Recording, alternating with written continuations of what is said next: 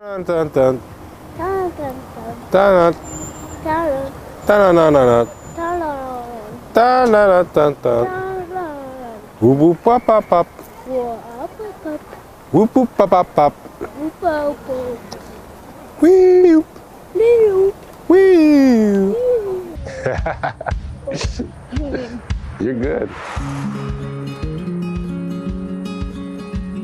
I'm from Ohio, but I lived in Miami a lot of my life. I'm half German, I'm half El Salvadorian. My dad is El Salvadorian immigrant, and my mother, she lives in Ohio. I grew up with my grandparents. My grandpa was the most influential person in my life, so sometimes I feel like an old man, you know? Because when you're hanging out with old dudes all the time, you know, you're listening to old music. You used to listen to Chuck Berry and Elvis Presley and old war movies and so on and so forth. So my childhood is quite interesting, you know? Yeah. Basically what happened, I was in Ohio, and I met my wife through a common friend.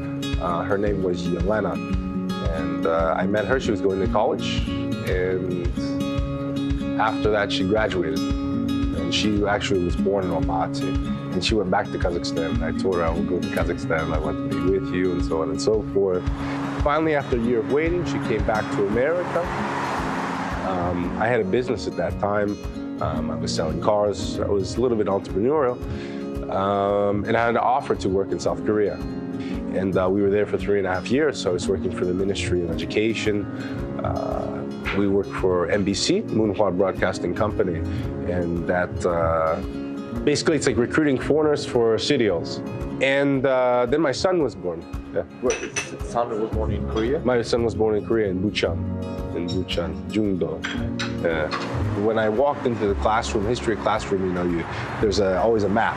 You look at the map and you see this big country, Kazakhstan. I always think like, man, and this was before Google, right? So you couldn't really, I mean, you had to go to the library to figure out what the country was about. And I was like, man, what's there? What's in Kazakhstan? Maybe it was a premonition that I was supposed to come here. I don't know. So, yeah. She decided to back. Yeah. I decided. She didn't want to come back. You decided? Yeah. Because she was thinking about my comfort. She's like, well, you're in South Korea. You have a good job. Why would you do that? I was like, well, you know, you're really connected to your family, you know.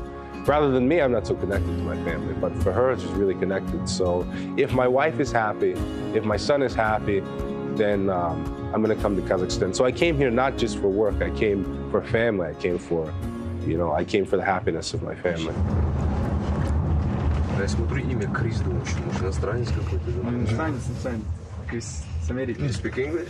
He did. He's American from Я US. почти местный.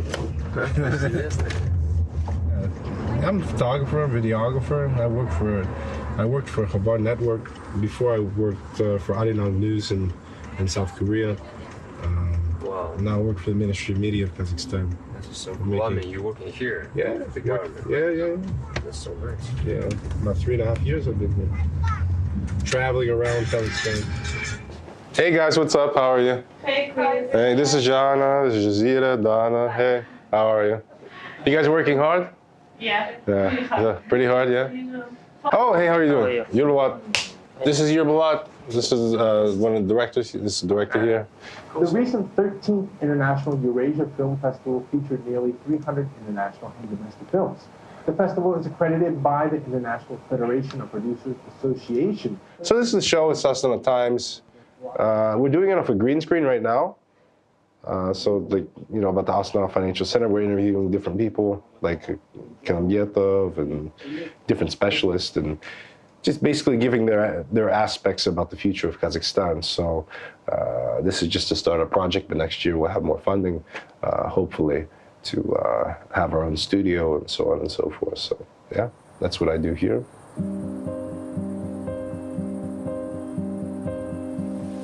But my wife, Yelena, she was a very amazing person. She, I don't know, very smart.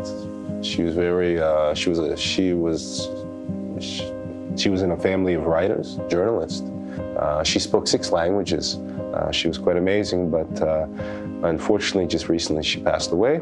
So she was battling cancer for about 2.5, 3 years. So it's been quite a difficult time for you know, especially me having a young son.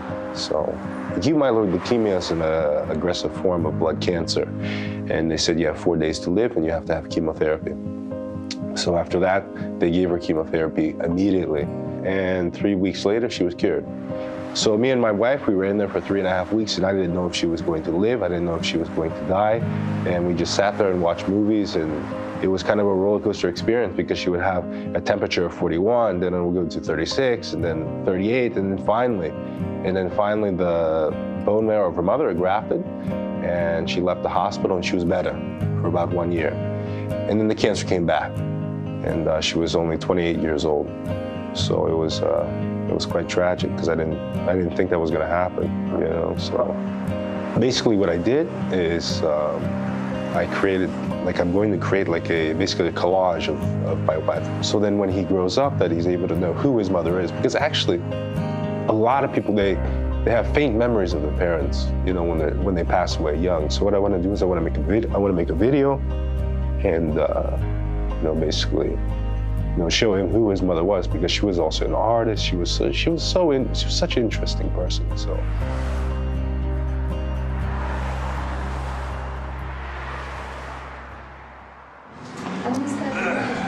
Come on, son. Take a seat. Oh, I love you too, son. They're making a video about us. Look at the camera. Make a video. Say hello. Hello. Hello. Good. She said, number one, please, like, take care of my family, like, take care of my mother and my father, like, watch over them. And I said, okay, it's fine. I would do that. And secondly, like, my son, he's growing up, he needs love. You know, that's the most important thing when a kid is growing up. He doesn't have that connection back home in the States, unfortunately. But here, like, his grandmother is so overprotective of him. She gives him everything, anything he wants. He wants a robot, he gets a robot. He wants Chupa Chups, he gets Chupa Chups. His grandfather loves him. He goes to a very nice school. It's comfortable here. It's comfortable in Astana.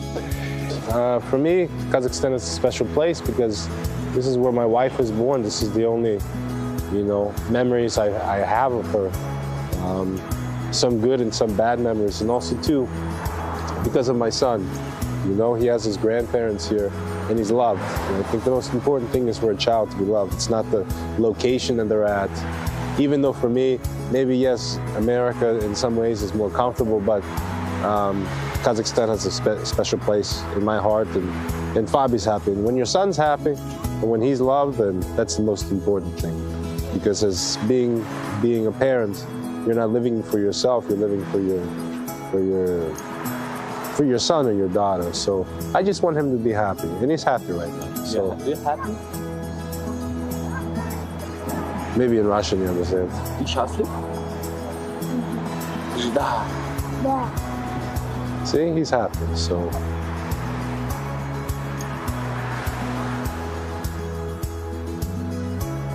One, two, three, dap. There we go. My boy.